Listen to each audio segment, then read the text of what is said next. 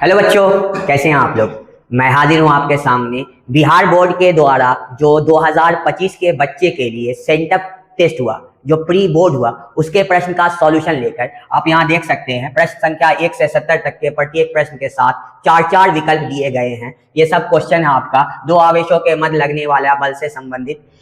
एक साबुन के बुलबुले को ऋण आवेशित दिया जाता है, उसकी त्रिज्या होती है। तो ये सारा आपका क्वेश्चन दिया हुआ है। तो इसके सभी क्वेश्चन का एक एक सॉल्यूशन आपको 1 बाय 1 करके इस वीडियो में दिया जाएगा। तो हम लोग इस वीडियो से जुड़ते हैं और इस वीडियो के माध्यम से सभी क्वेश्चन के सॉल्यूशन को समझकर और जो 2026 में एग्जाम होगा उसकी तैयारी करते हैं। यहाँ से जो भी बच्चे पढ़ते हैं उनका बेहतरीन रिजल्ट आता है। आप हमारे जो पुराने बच्चे हैं उनसे भी आप जानकारी ले सकते हैं। यहाँ का रिजल्ट मैथ में 99 नंबर, फिजिक्स में 97 नंबर, 98 नंबर, केमिस्ट्री में 95 नंबर। तो ये हमारा यहाँ का रिजल्ट है। तो चलिए हम लोग अपने वीडियो की तरफ और स्टार्ट करते हैं सबके सॉल्यूशन जानने के लिए। तो यहाँ देखिए, सबसे पहले सवाल क्या है, दो विद्युत आवेश के मध्य लगने वाला बल से संबंधित नियम है। तो आंसर क्या होगा, कूलाम का नियम। कौन सा ऑप्शन होगा, कूलाम का नियम।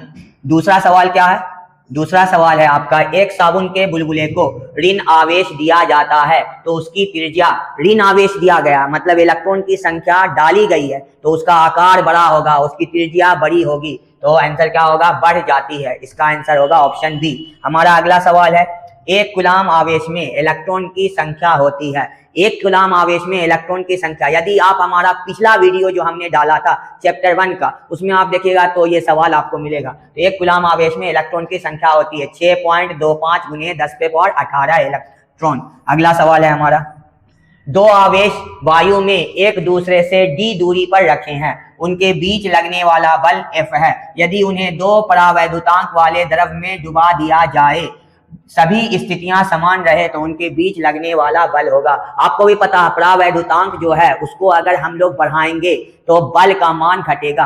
परावैद्युतांक कहते किसको, एक ऐसा पदार्थ जो दो आवेशों के बीच लगने वाले बल को जाके कम कर देता है, मतलब उसको परमिट दिया जाता है कि आप उसको कम कर देते। 2 गुना मतलब F/2, ये वाला ए आंसर। बल क्या होगा, घट जाएगा। दो समान आवेश Q परस्पर कुछ दूरी पर रखे हैं, उनके मिलाने वाली रेखा के केंद्र पर Q आवेश रखा गया है। तीनों आवेशों का निकाय संतुलन में होगा। Q का मान, तो ऑप्शन क्या आएगा, -Q/4। इस सवाल का आंसर आएगा -Q/4। यदि आपको आंसर चाहिए, एक्सप्लेनेशन चाहिए, तो आप कमेंट में लिखिए, मैं उसका एक्सप्लेनेशन भी आपको अगले वीडियो में दूंगा। हमारा अगला सवाल, ऋण वैद्युत बिंदु आवेश के चारों ओर बल रेखाएं होती है। वृत्ताकार वामावर्त, वृत्ताकार दक्षिणावर्त, त्रिज्या ऊपर की ओर, त्रिज्या बाहर की ओर। सबसे पहली चीज, ये क्वेश्चन का ऑप्शन गलत है। इसमें होना चाहिए त्रिज्या भीतर की ओर और त्रिज्या बाहर की ओर, क्योंकि प्लस आवेश में जो होता है वो होता है भीतर की ओर, सॉरी बाहर की ओर प्लस आवेश में, और जो माइनस आवेश, जैसे ये प्लस आवेश है तो बाहर की ओर, त्रिज्या बाहर की ओर, और यही माइनस आवेश होगा तो त्रिज्या भीतर की ओर। ठीक, तो यहाँ पे आपका आंसर क्या होना चाहिए था, ये वाला को चेंज होना चाहिए, रेडियल इनवर्ड, अपवर्ड नहीं इनवर्ड, और रेडियल आउटवर्ड। तो प्लस आवेश में बाहर की तरफ और माइनस आवेश में अंदर की तरफ। तो ऑप्शन कौन सा होना चाहिए, यहाँ पे चेंज होना चाहिए। मिसप्रिंट है। इस तरह के सवाल को प्रिंट, सोचिए इतना बड़ा बोर्ड है, उस बड़े बोर्ड में ये छोटी छोटी गलती हो जाती है, इस पे ध्यान देना चाहिए। तो ये आपका आंसर सी होता है। चलिए अगला सवाल, समान त्रिज्या के पारे के 8 बूंदों पर परस्पर आवेश समान आवेश, इन्हें मिलाकर एक बड़ी बूंद बनाई गई है। तो प्रत्येक छोटी बूंद की तुलना में बड़ी बूंद की धारिता, देखिए टोटल कितने हैं, 8 का क्यूब रूट, आप 8 का क्यूब रूट निकालिए, 2 आएगा। क्या आएगा, 2। तो आंसर क्या होगा, सी, 2 गुना। अगला सवाल, यहाँ देखिए 2 माइक्रोफैराड, 2 माइक्रोफैराड, ये कौन से क्रम में, श्रेणी क्रम में, उसके साथ ये समांतर क्रम में। ये तो मन में बनने वाला सवाल है। देखिए 2 और 2 का आधा, 1 और 1 2। आंसर क्या होगा, बी, ऑप्शन बी। तो इस सवाल का बी होगा। फिर भी अगर किसी को नहीं समझ में आया कि कैसे बी होगा तो कमेंट में लिखिए, मैं इसका अगले वीडियो में एक्सप्लेनेशन, जिस सवाल में आप बोलिएगा मैं उसका एक्सप्लेनेशन दे दूंगा। चलिए हमारा अगला सवाल, 8 के बाद 9, किसी चुंबक का चुंबकीय आघूर्ण है अदिश राशि, सदिश राशि, उदासीन राशि, इनमें से कोई नहीं। विद्युत द्विध्रुव आघूर्ण, चुंबकीय द्विध्रुव आघूर्ण, ये सब कैसी राशि है, सदिश राशि है। तो आंसर क्या लगेगा, सदिश राशि, ऑप्शन बी। एम चुंबकीय आघूर्ण वाले चुंबक को बी चुंबकीय क्षेत्र में थीटा कोण पर घुमाने में कार्य होता है MB 1 - cos theta, MB 1 minus cos theta, आपको मैं यहां दिखाता हूं, देखिए ये m होगा, ये b होगा, cos थीटा 1 होगा माइनस cos थीटा 2 होगा, ये फॉर्मूला होता है। m होगा, b होगा, cos थीटा 1 के जगह पे 0 डिग्री और cos थीटा 2 के जगह पे थीटा, cos 0 का वैल्यू 1 माइनस cos थीटा और m और b, तो कौन सा ऑप्शन होगा? ऑप्शन आपका हो जाएगा ये वाला। ठीक है, चलिए अगला सवाल, निम्नलिखित में से कौन विद्युत चुंबकीय तरंग नहीं है?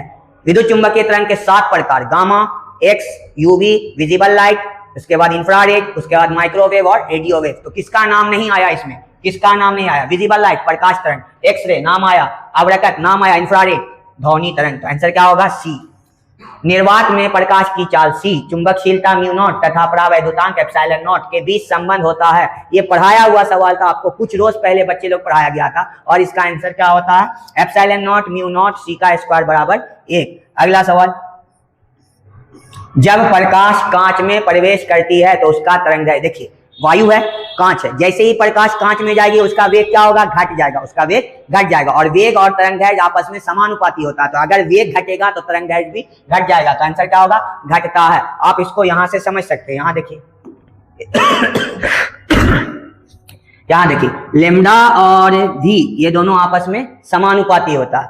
अब कोई किरण वायु से कहां घुसा? कांच में, तो इसका वेग क्या हो गया? घट गया, कम हो गया, वेग घटा तो तरंगदैर्घ्य भी घट जाएगा, तो आंसर क्या हो जाएगा? Option A. अगला, 2 डायोप्टर एवं -3.5 डायोप्टर के 2 लेंस संपर्क में रखे गए हैं, संयोग की क्षमता, डायोप्टर किसका सही मात्रक है? आपको अगर पता है तो कमेंट में जरूर लिखेंगे डायोप्टर। ठीक है, इसका आंसर देखिए, इसका बनाते कैसे, बहुत आसान सवाल है। P बराबर P1 प्लस P2, ये पहली शक्ति P1 कितनी है? तो 2, और ये क्या है? -3.5, घट के क्या आएगा? -1.5 डायोप्टर, -1.5 डायोप्टर कहीं पे होगा, हाँ ये वाला ऑप्शन बी। अगला सवाल, समान संयोजन में खगोलीय दूरबीन की लंबाई होती है, समान संयोजन में खगोलीय दूरबीन की लंबाई होती है FO minus FE, FO minus FE, ई जो है वो आई पीस के जगह पे है और ओ जो है वो ऑब्जेक्ट की जगह के लिए। विभिन्न तलों में कॉर्निया की त्रिज्या से जो दृष्टि दोष होता है उसे कहते हैं, देखिए अगर कॉर्निया की त्रिज्या से टेढ़ा मेढ़ा जो अगर है तो उसके वजह से जो है ना प्रकाश की किरण एक जगह केंद्रित नहीं हो पाती, तो इसके वजह से दोष क्या होता है? अबिंदुकता, जिसको एस्टिग्मेटिज्म कहते हैं। तो ऑप्शन क्या लगेगा? सी लगेगा। तरंगदैर्घ्य के बढ़ने के साथ अपवर्तनांक का मान बढ़ता है, देखिए तरंगदैर्घ्य अगर बढ़ा, इसका मतलब वेग भी क्या होगा? बढ़ेगा। वेग बढ़ेगा कब? जब अपवर्तनांक घटेगा, तो ऑप्शन क्या है? घटता है। तो आज जो है इतना सवाल को किया गया है, ये है पार्ट 1। पार्ट 2 में आपको फिर 18 से लेकर 34 तक किया जाएगा। हमारे चैनल से जुड़े रहे और इसको शेयर करें। जो अभी बोर्ड एग्जाम इस बार देना चाहते हैं उनको एक ऐसा तैयारी का प्लेटफॉर्म जो है वो नहीं मिलेगा, तो इसीलिए ज्यादा से ज्यादा लोगों तक शेयर